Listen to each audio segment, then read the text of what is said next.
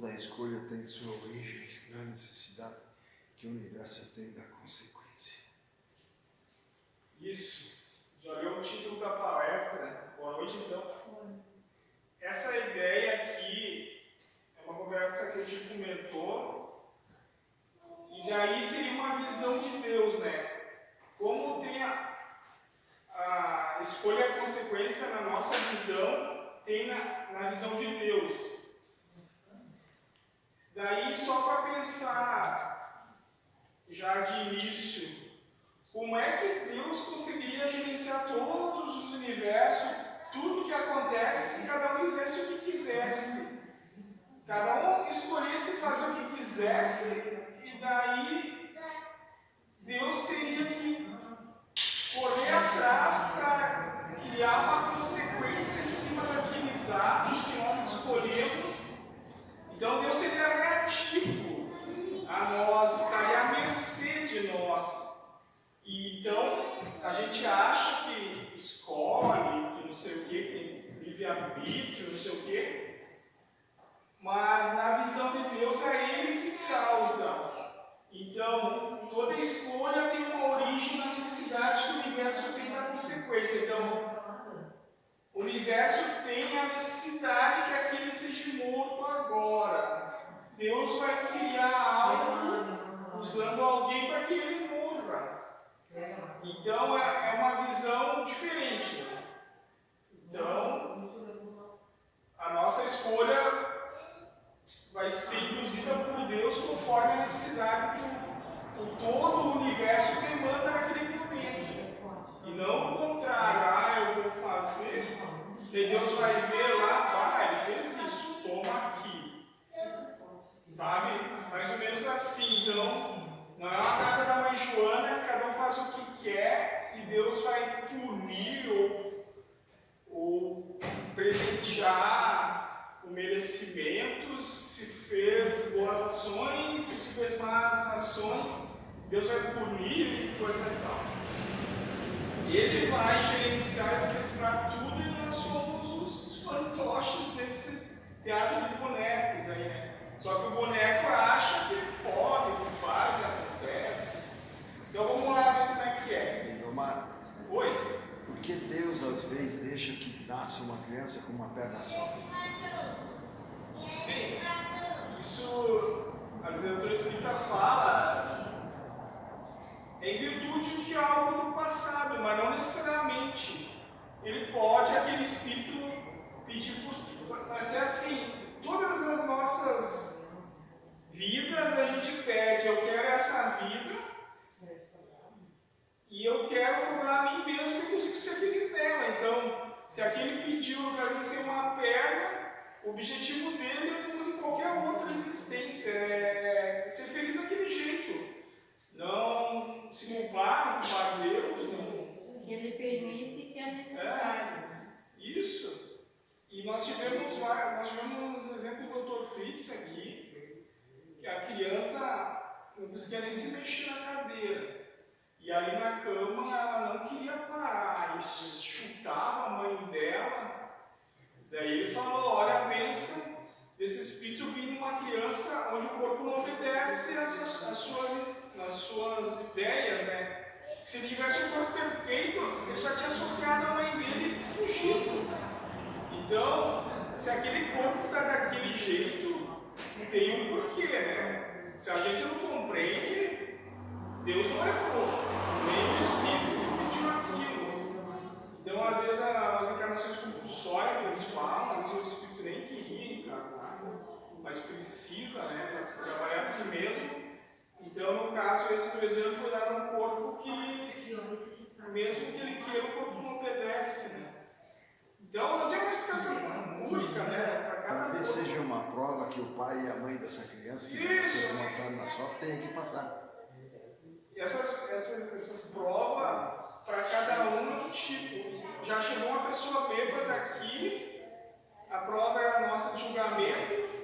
Daí o mentor disse que tinha espíritos que iam vir com uma vida parecida, tinha outros espíritos que estavam também sendo analisados em julgamento, então a mesma coisa tem 300 mil propostas. propósitos diferentes. Então tem que os pais amar mesmo assim. E já foi dado muitos exemplos aqui que a doença faz com que a família se volte mais para essa questão do amor, do espiritual, do que um São de Lombo, né, que se vira por si só. Né? Então, Deus estudou o caso e concluiu, talvez junto com o Espírito, essa é a melhor solução agora. Não precisamos saber porquê, né? Só ter fé em Deus, Ele sabe o que faz, pronto, está resolvido. Né? Mas se Ele quiser o certinho do mundo, seria tudo robozinho, né? Tudo igual, tudo fazendo a coisa certinha, daí não dá para cada um. Se adaptar à diferença, né? Isso. Não sei se mais ou menos. Tá. Então a gente se cumprimentou. Daí o mentor falou, visto que o tema de hoje foi escolhas e consequências, vamos falar sobre isso. Ele pediu, era o tema da palestra que o Michael tinha dado naquele dia. Daí eu disse sim. Ele disse, do ponto de vista do encarnado ou do encarnante, que manifesta um ego, que se é limitado em sua manifestação aos conceitos e propostas da ilusão, é deveras impossível compreender a origem da escolha. Por que eu escolhi isso? Né? E daí, se é tudo interconectado, a minha escolha não é só minha, ela é induzida pelo todo, né? Então, nunca olhar uma coisa individual, senão a gente vai criar culpa ou glória, né? É o todo que, de alguma forma, influenciou Deus para que tu escolhesse aquilo, mesmo que o mundo diga que é a coisa pior que existe. Aquilo está acontecendo e tu está envolvido naquilo. Não obstante, ante a ótica do universo, se pudessem perceber, constatariam que o que o fundamenta a escolha não é a sua origem de caminho, mas sim a necessidade da consequência. Então não é mais plantou e colheu, sabe? Eu estou colhendo o que eu plantei, que é a causa e efeito tradicional. E sim que a causa Deus precisa causar para que se obtenha tal efeito. Então não é eu plantei e eu colhi, precisa colher isso, então precisa ser plantado isso. Mas Deus já prevê a colheita que precisa ser feita e Ele planta, né? Então é só uma consequência. Aqui diz que se olha tudo, Espírito se culpa por coisas que fizeram. Se eles compreendessem isso, daqui a pouco eles se libertar da culpa, né? Se a gente vê nossa história, as barbáries ali, eles podem estar há milênios lá se culpando por coisas que fizeram. Então aqui está dizendo que ninguém culpa a Deus, né? Se aconteceu algo, foi Deus que quis que acontecesse. Agora, quer puxar para si a culpa, fazer o quê, né? Isso é um processo. Eu quero cortar. Então, o que devo plantar, mas não no sentido de querer ganhar, e sim a vontade de Deus. É que aconteça tal coisa. Naquele plantou e ganhou, então eu só vou plantar coisas boas para me colher. Só que parece que tem um ganhar ali, né? Tu é movido pelo ganhar. Sabe? Querer só plantar coisas boas para colher coisas boas. Pode ter um individualismo ali, um egoísmo disfarçado, né? De bondade e tal.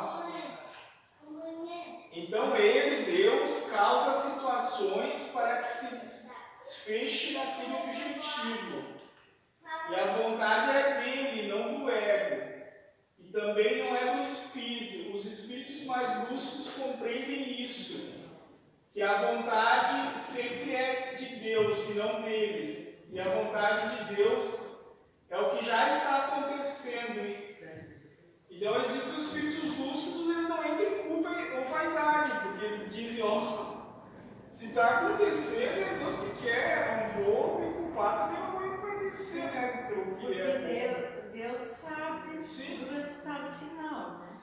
Imagina uma enormidade de espíritos, de seres fazendo o que quisessem e ele tendo que controlar a casa. Nós já tínhamos acabado esse planeta, né? Se ficasse a nossa escolha. Então, que nem eles dizem, se dependesse só de vocês, quantas coisas vocês querem e não conseguem, então é incompetência de vocês, que Deus não quer.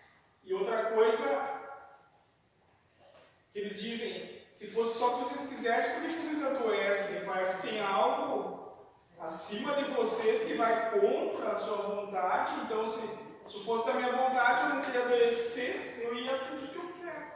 Mas não é bem assim. Então, que a gente seja humilde para entender que tem algo em cima de nós que gerencia a coisa. E normalmente ele não nos dá porque ele não teria capacidade de manter aquilo. Quando ele está cego pelo desejo, a gente quer, mas depois a gente pode não querer mais um filho feio, aquele que vai ficar nos incomodando. Então, muitas vezes a gente poderia agradecer por não ter tido o que a gente queria, porque ia ser um problemão. Então, se o que está acontecendo é a vontade de Deus, na mesma analogia, o que já aconteceu, o que vai acontecer. Isso aí tiraria um peso das costas daquele que acha que é ele que tem que, né? Porque daí pode passar por incompetente se não conseguir, né? Então, foi Deus que quis, que quer e que vai querer. O mentor falou, toda escolha tem sua origem na necessidade que o universo tem da consequência. Então, a tal vontade de Deus é essa necessidade do universo. Deus disse que Deus não tem vontade própria. Ele vai fazer pelo que o todo precisa. Então, não é um desejo de Deus, eu desejo isso. Ele vai analisar que aqueles espíritos, para que você precisa passar pelo tsunami e morrer milhares.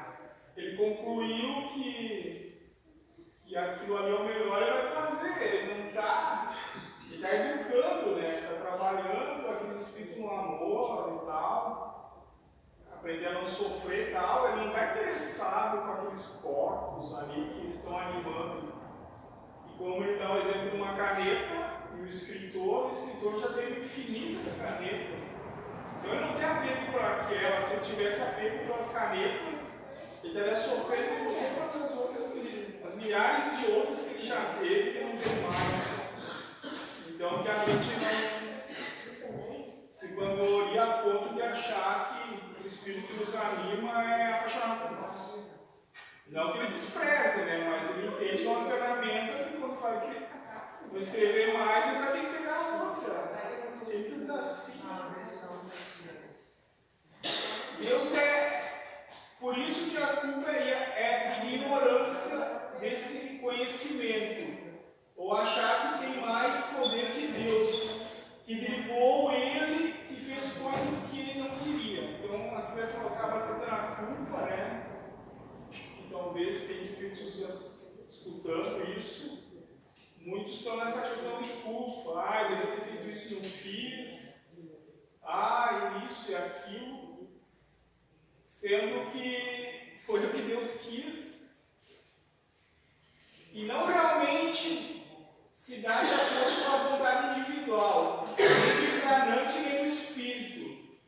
Então, se as coisas acontecessem conforme a sua vontade, Deus não conseguiria gerenciar, sustentabilizar, criar interdependências em tudo, sem que estas sejam injustas, se o controle e a vontade não fosse de Deus, e sim dos infinitos espíritos, cada um por si só escolhendo o que quisesse. Não sei o que seria, né? O tal livre-arbítrio que já desconstruímos. Uns do grupo já desconstruiu essa questão do livre-arbítrio. Tem uma lição que o espírito tem um livre-arbítrio antes de encarnar, de escolher a vida que ele quer lá. Mas ainda é o pseudo livre-arbítrio, ele está sendo induzido por Deus, né? E quer que ele escolha aquilo.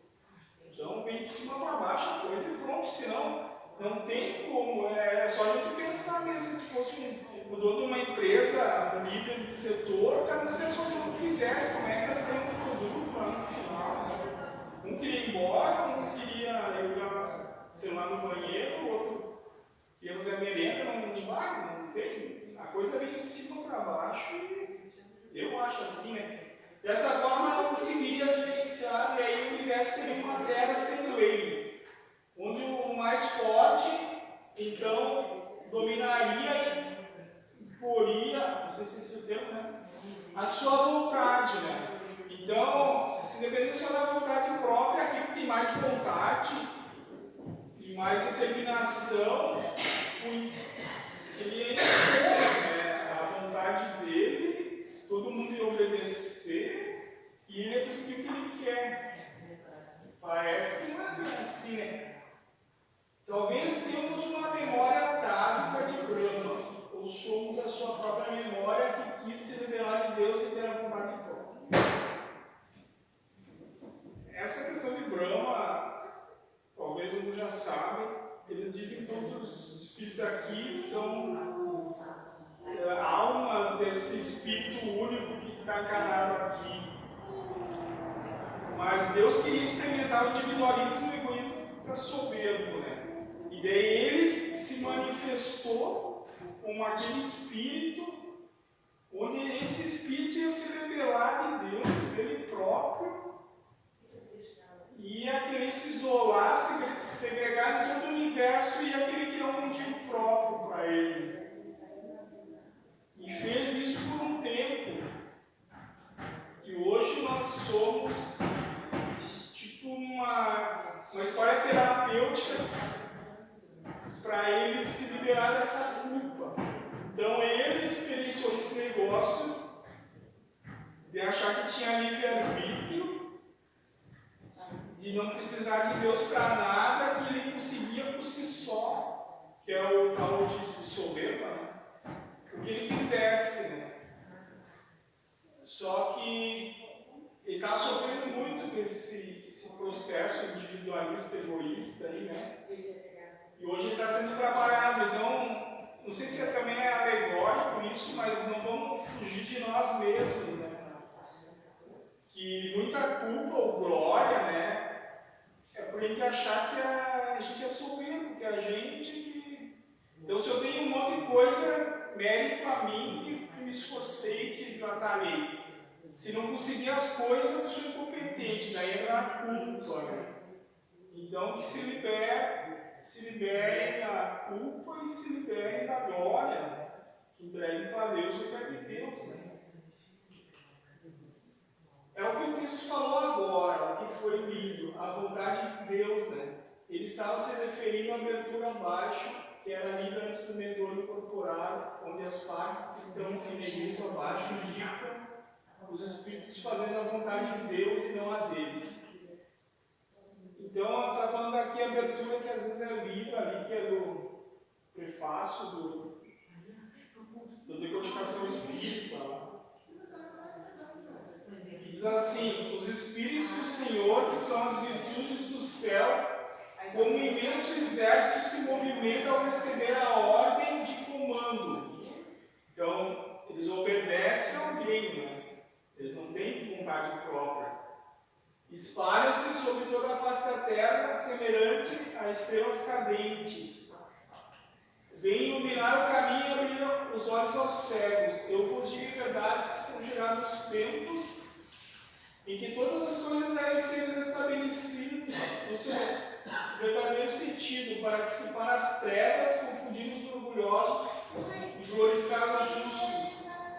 As grandes vozes dos céus ressoam como um toque de uma trombeta, e os coros dos anjos se reúnem. Homens, nós vos convidamos ao divino concerto, que vossas mãos tomem a lira, que vossas vozes se unam, e num hino sagrado se estendam e vibrem de um extremo a outro universo. Aqui só quer dizer que todos os espíritos que estavam vindo lá influenciar aquela época da codificação, eles receberam a ordem de comando de alguém, né? Então, ali também diz o faça-se que nosso Pai Grande se manifestou O faça-se, quer dizer, Deus ordenou que viesse agora esse conceito de amorosidade, né? Então, vários estão a trabalho dele, mas vem de cima a coisa, né? Mesmo que a gente queira se enganar que não.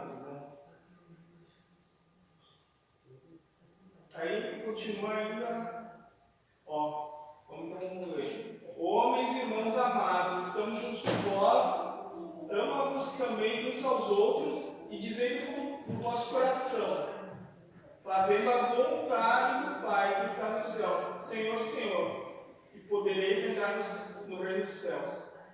Esse Senhor, Senhor, ele meio que disse assim, o que tu quer de mim, Pai, né? Então é mais se botar à disposição de Deus do que pedir, Senhor, Senhor, me dá tal coisa, né? Então, o querer ficar rezando para Deus para pedir é aquilo que ainda quer ser servido, né? O que tem já não basta, tem que pedir mais. E se botar a trabalho, já chegou ao ponto de querer servir, né? Não só mais se servir. Então, aquele texto ali foi dito pelo Espírito da Verdade lá na codificação. O mentor fala, ótimo, e assim vamos chegar ao entendimento que nem mesmo o Espírito vai ter qualquer tipo de livre-arbítrio. Então, ele serve a Deus que usa o Espírito para servir ele, mas não um servo, né, um senhor que só quer ser favorecido, me tragam uvas e me dê na boca. Não é assim, né? Mas o mentor falou, no universo é isso, Deus diz e o Espírito segue. Aqui nós vamos falar de democracia, que o que a maioria escolheu vale, né? Lá não tem democracia. Ele só entende que o que Deus pede não é nada abusivo, assim, né? É o que é necessário e é uma ocupação para eles, senão se eles eternos ficar tocando harpa, uma hora vão se enjoar, né? Então ele deve estar toda hora criando tarefas, né, para que se ocupem. E quando ele diz que a maior felicidade que tem é servir a Deus de boa vontade, eles sentem o bem-estar. Eu vi uma entidade aqui chorando uma vez, e aí eu pedi o que era. Eles disseram que deram uma turma de espíritos para ele cuidar lá, aconselhar, né? E ele ficou super agradecido de receber aquela incumbência. Nós, normalmente, se não nos dão tarefa, a gente já acharia reclamando, né? Mas após a desconstrução é isso que acontece. Não tem mais a preocupação com o livre-arbítrio, já sabe o que tem que fazer. A gente tem uma vontade própria. Um tatinha para comprar uma casa na praia. Daí, se alguém dá uma tarefa, tu vai ter que pegar essas 10 pessoas e ajudá-las de alguma forma. Vai contra o meu sonho, meus objetivos. Eles já não têm jeito nenhum. Estou à disposição de Deus. O que tu quer de mim? Isso. Mas então, nada a querer, né? Eles têm que chegar no nada a querer para que de vir vem bem, né? Se a gente conseguisse um pouco desse nada a querer, o que vir vem bem, a gente não sofreria tanto, porque a gente quer uma coisa e Deus nos dá outra. Mas tá tudo bem, né? Se alguém tem. Então, definitivamente desconstrói o livre-arbítrio. Se alguém tem, esse alguém é Deus. Mas ele disse que nem isso, porque Deus dá o que cada um precisa e merece. Então, o livre-arbítrio de Deus não é o que ele quer, é o que nós precisamos. Assim. Posto que houve apenas um arbítrio feito em sua origem, a partir daí, desvencilhamento e consequências desse arbítrio. Fica forte.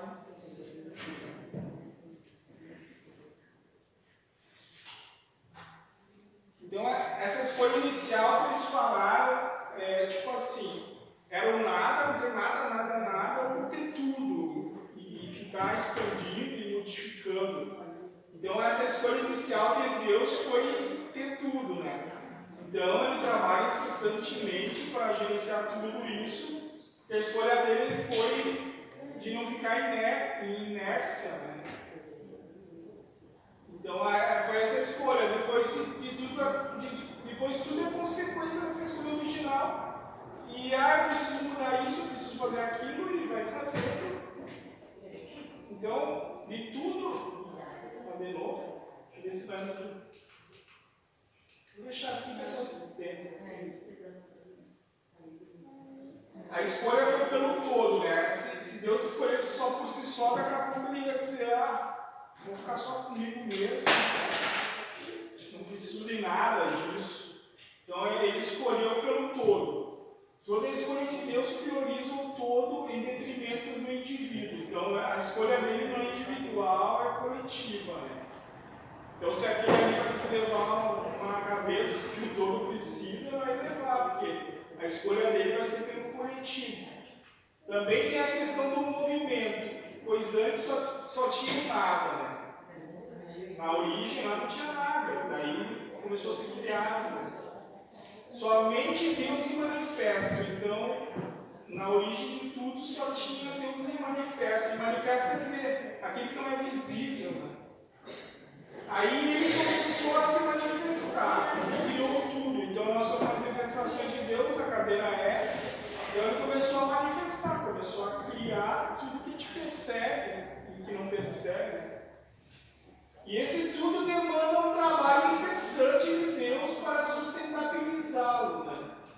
Para isso que Deus é o ser que mais trabalha no universo e talvez o único. Eles dizem assim que as ações são de Deus. A nossa mente que nos engana pensando que é nós que fizemos, que é o outro que faz. Mas eles dizem que é Deus que faz. E o nosso espírito pensa que, por intermédio da mente, pensa que é nós que fizemos. Nada pela causa primária, que é Ele mesmo. E com tudo isso colocado ao que podemos chegar, que sob hipótese alguma vocês têm necessidade de gerar culpa. Isso aqui é o que eu estou falando. E com tudo isso, que conclusão que pode chegar? Que hipótese alguma vocês têm necessidade de gerar culpa, seja lá pelo que suceda. Então talvez seja uma das maiores bênçãos de Deus de chegar para aquele que se culpa, né? E dizer, não te culpe mais. Fui eu que causei. Se quiser culpar alguém, culpe a mim, né? Coincidentemente, era esse o tema das 3 perguntas que Lindomar faria ali. Ele trouxe esse tema e coincidentemente eu tinha umas perguntas que eu ia fazer logo em seguida. Mas ele não permitiu que fosse feita ali na abertura. Eu acredito que a condição é para fazer essas questões agora. Na conversa que teve depois, né, aqui no círculo, ele trouxe essas questões. Depois da abertura foi falado bastante a respeito e isso constatará em outro livro. Mas o resumo dá para adiantar.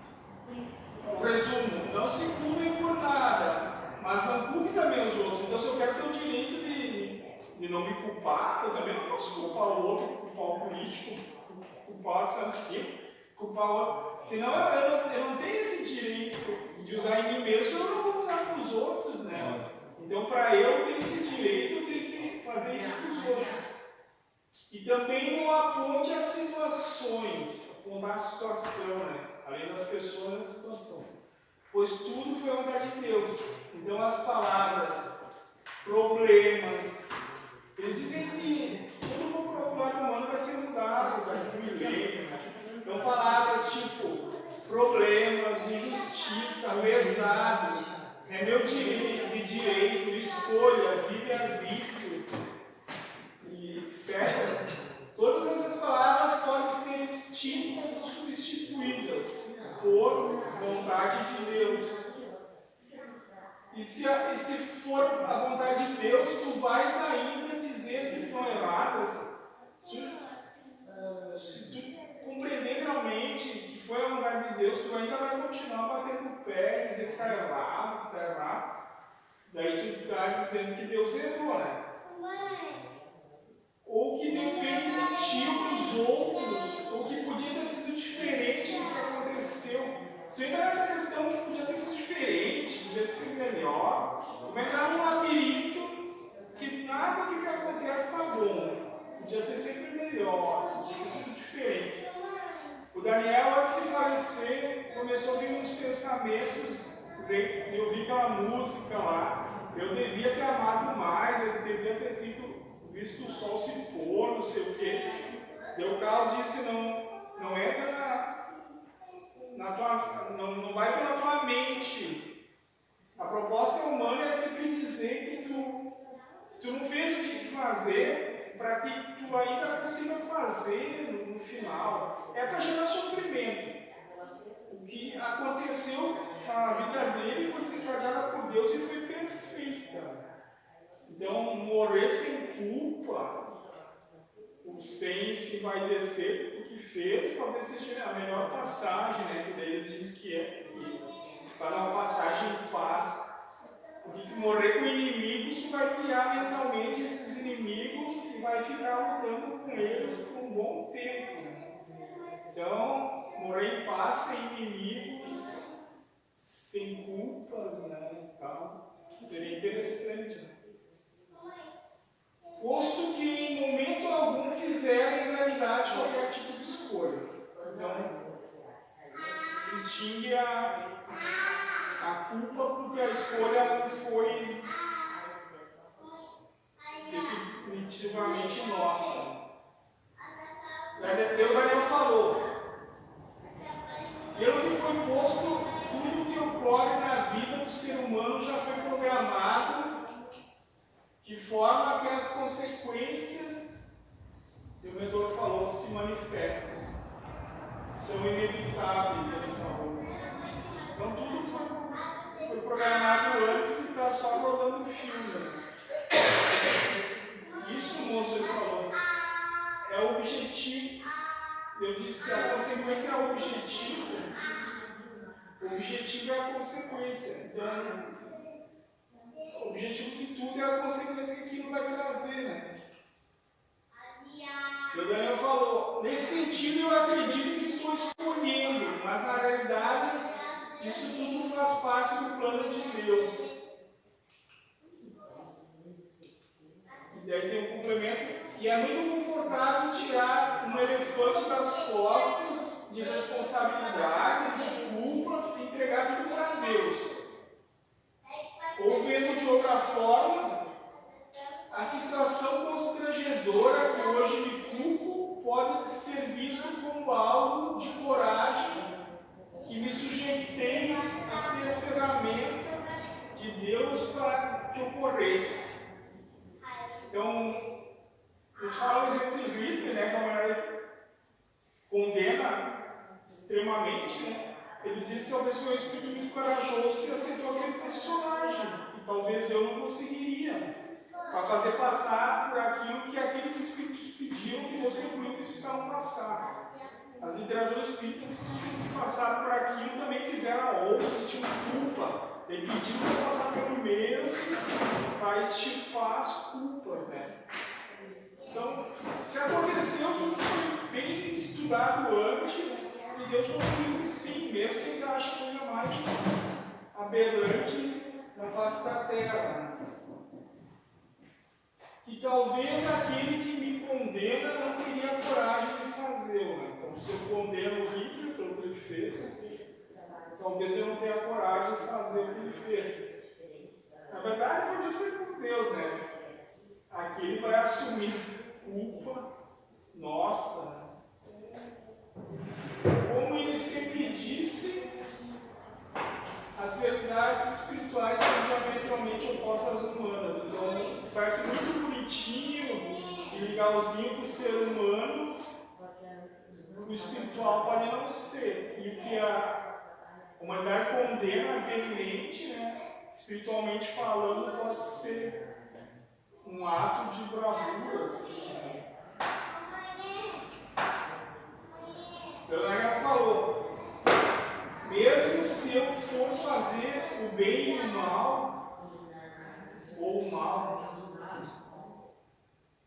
eles dizem que bem e mal é só uma adjetivação nossa, que damos ao que é neutro. Tudo é neutro. Eu que vou dizer se aquilo é bom ou ruim, né? Outro talvez diga o contrário do que eu disse, né? Eles dão um exemplo do vegetariano. O vegetariano, meu Deus, comer carne, comer só alface. O que gosta de churrasco vai dizer, meu Deus, se eu tiver que comer só alface. Mas ninguém está certo e errado. É os gostos de cada um. O problema é eles dizem, o vegetariano porco, que gosta de comer carne, ele deveria parar, que faz bem só comer salada. E vice-versa, né? Então cada um na sua, está tudo bem. E normalmente o bem é o que nos favorece, o mal que nos desfavorece. Então, se me der dinheiro é bem, se me tirarem é mal. Mas é neutro, a situação é neutra, está tudo em Deus ali, né? Eu que vou dizer que é ruim ou mal. Se não quiséssemos nada, se a gente realmente não quisesse nada, não ia se importar que nos tirasse, né? Se a gente não quisesse nada, com a questão do dinheiro, né? Não seria bom nem mal para nós. Deus fez aquilo, fez um Adão me tirar. Ou fez eu ganhar na loteria e me dar. Mas eu teria que estar neutro, não querer nada. Como eu quero o dinheiro, eu vou ver o ganhar como bom e o tirar como ruim. Foi um exemplo também que o meu piada deixava um copo de vidro no chão e disse: vai cortar o pé ali. E ficava bravo. Eles disseram: é porque tu vai ter que ir no hospital, tu vai ter que gastar tempo e dinheiro, né?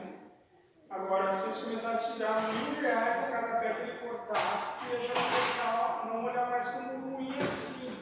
Então, esse bom e mal aí está na questão de ganhar ali, né? Se buscar lá no fundo, né?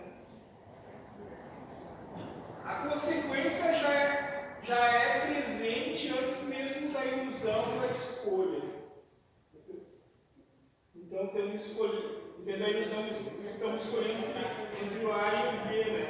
Mas já está tudo escolhido antes.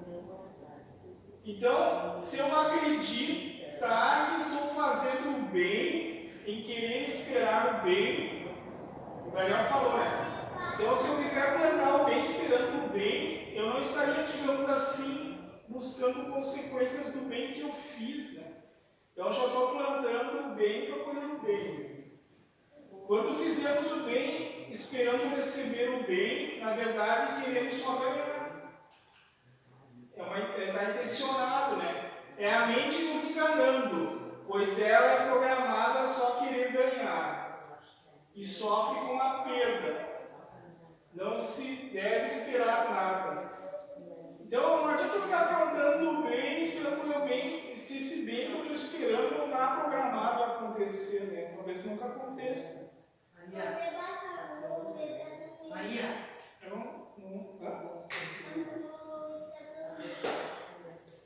Quer dormir? Fala mais baixo. Então tem a intencionalidade.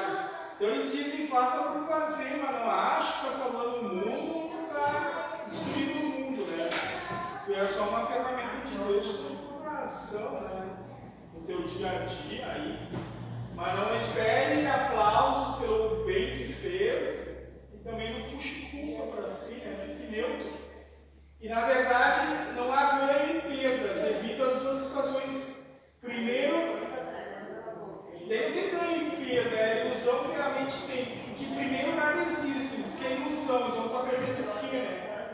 Porque tudo é uma ilusão. E segundo, nada é nosso, tudo é de Deus. Então estamos reclamando do quê? Então, primeiro, a questão da ilusão que nada existe. E segundo, se existe uma coisa de Deus, não nossa. Então, Ele nos emprestou e vai pegar de volta um dia. Agora, depois de morrer, nós vamos ter que devolver tudo, né?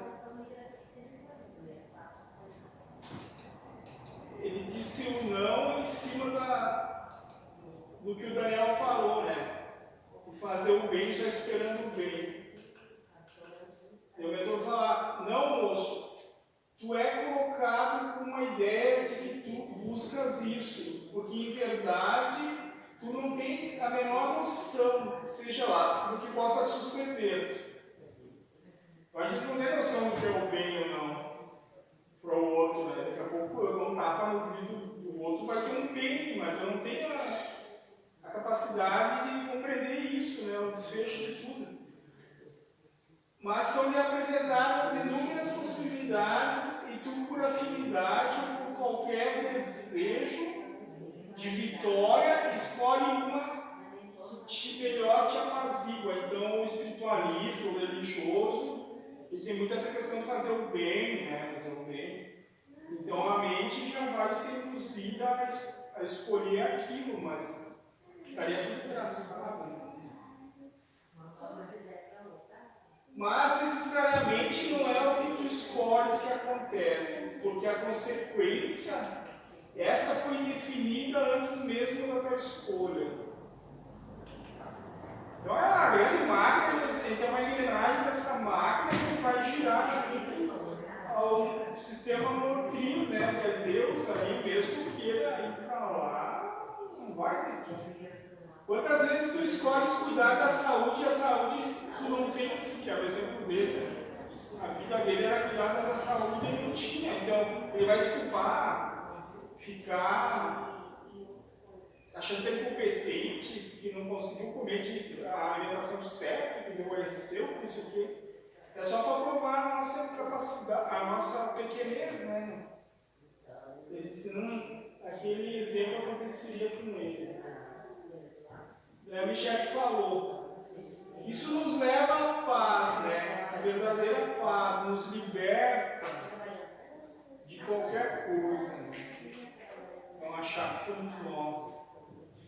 De cobranças, até de autocobrança, de cobrança dos outros. Ele falou, qualquer tipo de anseio é por ilusão. O que eu quero nunca pode acontecer se não estiver programado, que assim será. Se não há um propósito pré-traçado antes por Deus. Né? Ele deu um exemplo aqui, nós pegou 5 pessoas e pediu se os nossos sonhos foram concretizados. A Maria disse que não, tinha uma mulher solteirona que ia ter 5 filhos, nunca teve. Ele disse, vocês são uma prova viva que vocês quiseram, não tiveram, não estava programado. Se eu quis uma coisa e tive, coincidiu, né? Ele está na programação, mas que eu não me vangloriei e não me acho melhor que os outros porque eu consegui mais bens que eles. Né? Está programado e foi Deus que fez. Né? Compreendem? E isso sim pode nos tirar da samsara, que é a samsara das encarnações. Eles falam que há muito é por culpa. Então tem uma vida lá, faz algo que acha que não deveria ter feito, daí pega para encarnar de novo, para não fazer mais aquilo, e faz de novo, e fica às vezes milhares de anos achando bit-bit para se culpar, e porque ele também diz que é tipo uma vaidade, esse perfeccionismo, de querer superar a si mesmo, de não fazer mais o que acha que devia não ter feito, só que se é Deus que quer, ele vai acabar fazendo, ele tem que se libertar daquilo. Parar de achar que é ele que faz. Né? Então estamos nessas áreas de encarnações por culpa, e se nos libertarmos da culpa, estamos livres. Nem que seja livre da culpa. Né? E ninguém é feliz se carrega culpas. Será que alguém é feliz se culpa? Daí ele falou, talvez só isso tire-vos da samsara, entregarmos de volta o controle a Deus. Além do questionador, alguém tem alguma pergunta, comentou? Além do questionador, ninguém se pronunciou, o irmão começou a para perguntar o aluno que deixou ele no castigo e não deixou brincar. Então o mentor não deixou mais fazer pergunta. Como eu te denominei questionador? Perguntador, é a mesma coisa.